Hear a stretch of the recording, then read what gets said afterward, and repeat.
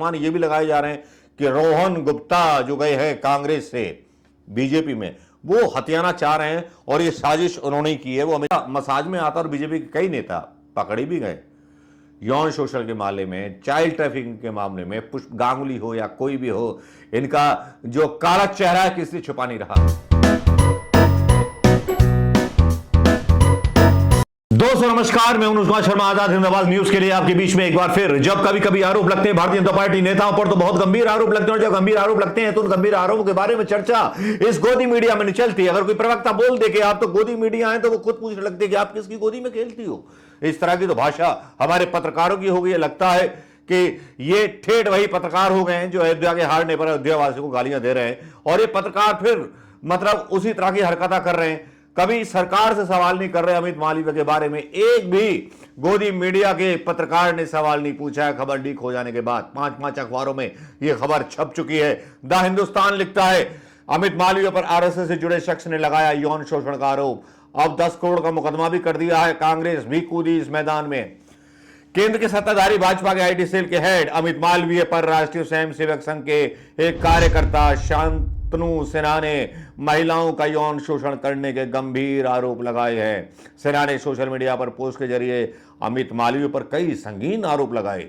उन्होंने कहा कि दूसरी तरफ अमित मालवीय ने नोटिस भेज दिया है। वैसे तो मुख्य विपक्षी पार्टी कांग्रेस भी आग बबूला हो रही है। शांतनु सिंह ने लिखा क्या था? शांतनु सिंह ने लिखा था कि शांतनु सिंह ने बांग्ला में ट्वीट किया था कि क्या अमित मालवीय अभी भी कोलकाता के 5 स्टार होटल में इंतजार कर रहे हैं कि कब बंगाल नेतृत्व सुंदर लड़कियों की आपूर्ति करेगा। उन्होंने आगे लिखा, क्या अब बंगाल नेतृत्व के बीच ये प्रतियोगिता बंद हो गई है, कौन कितनी सुंदरियों की आपूर्ति करके अध्यक्ष पद हासिल करेगा।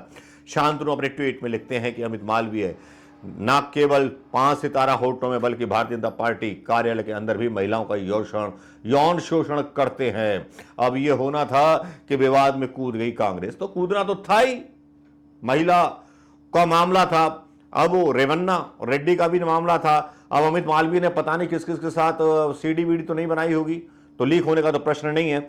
लेकिन अगर संघ का एक व्यक्ति अगर आरोप लगा रहा है और वो भी इन्हीं की पार्टी का आदमी, तब भैया मामला तो सीरियस है। प्रधानमंत्री मोदी को फिर से व्याख्या करनी चाहिए इन जैसे नेताओं की। अमित मालवीय हालांकि दूसरे नेताओं के ऊपर अपने जो है गंदे गंदे इरादे मतलब जो कर चुका होता है वैसे ही आरोप लगाता है। राहुल गांधी के ऊपर भी थाईलैंड के बारे में आरोप लगाए थे। हमें तो पहली बार पता चली अमित मालवीय के ट्वीट के बाद कि थाईलैंड में मसाज भी होता है। हमें तो पता नहीं था, हिंदुस्तानी को पता ही नहीं था कि राहुल गांधी थाईलैंड गए। थाईलैंड या थाईलैंड क्या है, क्या किस लिए है? थाईलैंड बौद्ध धर्म के मंदिर भी होते हैं और मसाज भी होते हैं। तो बीजेपी के नेताओं को तो मजा मसाज में आता और बीजेपी के कई नेता पकड़े भी गए यौन शोषण के मामले में, चाइल्ड ट्रैफिकिंग के मामले में। पुष्प गांगुली हो या कोई भी हो, इनका जो काला चेहरा है किसी छुपा नहीं रहा। जीतते हैं तो पैसे के बल पर, और अमित मालवीय का तो चेहरा बेनकाब हो गया। बेनकाब इसलिए हो गया कि भाई साहब भारतीय जनता पार्टी नेता राहुल सिन्हा से संबंधित आरएसएस, देखिए शब्दावली क्या, उन्हीं के रिश्तेदार मतलब भाई हैं शांतनु सिन्हा, जिन्होंने ये बात कही है। आईटी सेल के प्रमुख अमित मालवीय के खिलाफ काफी गंभीर आरोप लगाए हैं। प्रेस नीरज कहती है वास्तविकता यह है कि पीएम मोदी के शपथ ग्रहण करने के 24 घंटे के अंदर भाजपा के एक बड़े अधिकारी के खिलाफ यौन शोषण के मामले का आरोप लग जाता है तो ये बहुत गहन गंभीर बात है। प्रधानमंत्री मोदी तो जैसे चद्दर तान के सोए हुए हैं अपने मंत्रिमंडल के विस्तार में, जोड़ तोड़ लगा रहे हैं। मंत्रिमंडल में भी जोड़ तोड़ बहुत करने वाली हुई है, वो भी हम बताएंगे आपको। लेकिन रेवन्ना रेड्डी की तरह ये मामला बहुत सीरियस है और इसको सीरियसली लिया जाना चाहिए। अगर प्रधानमंत्री वाकई में बेटियों की चिंता करते हैं और महिलाओं की चिंता करते हैं तो इस बारे में बात करनी चाहिए। हिंदुस्तानी ने ये लिखा। अब जनसत्ता क्या लिखता है, क्यों विवादों में अमित मालवीय, कांग्रेस बोली पद से हटाया जाए, आरोप बेहद गंभीर।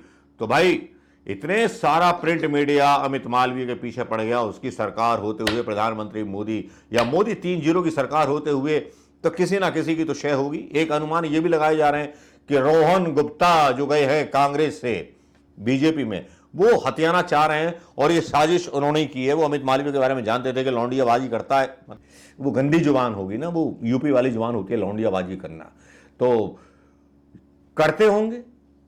है तो सबकी आदत एक ही, बिगड़े हुए तो सब ही एक हैं, हमाम में तो सब नंगे हैं। तो हो सकता है कि गुजरात का जो है कांग्रेस का नेता जो गया है, ठेके लेता रहता था बीजेपी की, उसमें सरकार किसी की भी हो, सीएम मोदी ने जो कांग्रेस को छोड़ के गया है, जिसका नाम मैंने लिया, बहुत ठेके किए, बहुत पैसा कमाया है इसने, और कांग्रेस में घुसकर कांग्रेस का भी सत्यानाश किया है। अब अपना ट्वीट आता है सुप्रिया श्रीनाथ का, it has come to light why members of the RSS who are on record. वो आरएसएस का मेंबर बोल रही हैं, सुप्रिया श्रीनाथ बचाव कर रही हैं, बीजेपी मेंबर का छोटा भाई नहीं बोल रही। वाह, मजा है सुप्रिया श्रीनाथ जी, आपका भी। लेकिन सुप्रिया श्रीनाथ क्या बोल रही है, ये वीडियो भी देख लीजिए दोस्त। 24 घंटे नहीं हुए हैं एनडी गठबंधन की सरकार बने, नरेंद्र मोदी को प्रधानमंत्री पद की शपथ लिए, और भारतीय जनता पार्टी के लोगों के काले कारनामों ने एक बार फिर सिर शर्म से झुका दिया है। और ये जो आरोप लग रहे हैं, ये हम नहीं लगा रहे हैं, ये बीजेपी के अंदर से, संघ के अंदर से उनके नेता, उनके कार्यकर्ता, उनके समर्थक लगा रहे हैं।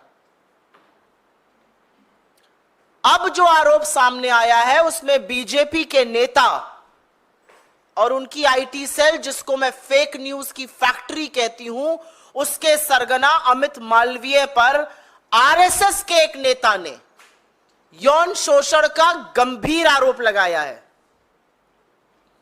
संघ परिवार के नेता हैं शांतनु सिन्हा, वो बीजेपी के बंगाल के पदाधिकारी राहुल सिन्हा के भाई हैं, एबीवीपी के सदस्य रह चुके हैं, हिंदू संघ के प्रमुख हैं। उनका कहना है कि बीजेपी आईटी सेल के प्रमुख अमित मालवीय बंगाल में औरतों का यौन शोषण करते हैं, और सिर्फ 5 सितारा होटलों में ही नहीं, बीजेपी के दफ्तर तक में यह काली करतूतें चलती हैं। उन्होंने बंगाली में ट्वीट करके, बांग्ला में ट्वीट करके यह भी लिखा है कि बीजेपी नेताओं में होड़ लगी हुई है औरतों की आपूर्ति करने की। उनका कहना है कि ये सब लोग मिलकर, और अमित मालवीय का नाम लेकर उन्होंने कहा है, औरतों का यौन शोषण करते हैं। ये आरोप कांग्रेस पार्टी का नहीं है, ये आरोप संघ के एक व्यक्ति का है जो बीजेपी। सुप्रिया श्रीनाथ का ये वीडियो आपने देख लिया होगा। हालांकि ये जो आदमी है राहुल सिन्हा के रिलेटेड है, तो इनको आरएसएस का बोल देना तो गलत होगा, और आरएसएस तो भारतीय जनता पार्टी की परछाई है, और ये परसेप्शन बनाना कि इस चुनाव में आरएसएस ने साथ नहीं दिया प्रधानमंत्री मोदी का, ये भी गलत है। आरएसएस तो साथ खड़ी है। आरएसएस की बिना मर्जी के मोदी पत्ता नहीं हिला पाते, क्योंकि जब बीजेपी हारती है तो आरएसएस अपने आप को अलग कर लेती है, बोलती नहीं हम इनके प्रचार में नहीं थे। जबकि आरएसएस हो, गवर्नमेंट की एजेंसियां हों या सब कुछ हो, सब शामिल होते हैं। अब तय हो चुका है कि बहुत सारी सीटों पर बेईमानी, 100 सीटों पर कम से कम जो हमारे कांग्रेस पार्टी और विपक्षी दल है इंडिया गठबंधन के लोग सुप्रीम कोर्ट जाने वाले हैं। ये ताजा खबर है, सुप्रीम कोर्ट के पास जाने वाले हैं अमित मालवीय के किस्से के अलावा। तो यह भी देखने वाली बात होगी। और तीसरी बात यह है कि छत्तीसगढ़ में, सॉरी झारखंड में हुआ, यानी छत्तीसगढ़ में ही हुआ है। छत्तीसगढ़ में एक बहुत बुरा कांड हुआ है।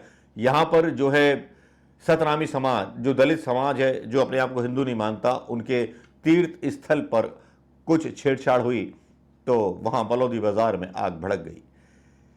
था क्या मामला पूरा बताएंगे अगली वीडियो में। और आपने सुन लिया होगा सुप्रिया श्रीनाथ को, तो अमित मालवीय को फांसी कब दे रही है भारतीय जनता पार्टी, या अमित मालवीय ने जैसे बेशर्मी के साथ 10 करोड़ का मानहानि का दावा कर दिया है उस बेचारे आरएसएस वाले पर, और आज रात उसके पास फोन जाते रहेंगे कि तूने कैसे आरोप लगाया, क्या किया, उसको झुकाने की कोशिशें बंगाल में की जाने लगेंगी, क्योंकि सच बोलना इस झूठी पार्टी के सामने गुनाह है। दोस्तों, अमित मालवीय क्या आपको बाकी नजर आता है कि गुनाहगार है, या आपको लगता है कि वाकई बहुत अच्छा आदमी है? आप अपनी राय दें अमित मालवीय के बारे में। दोस्तों नमस्कार, जय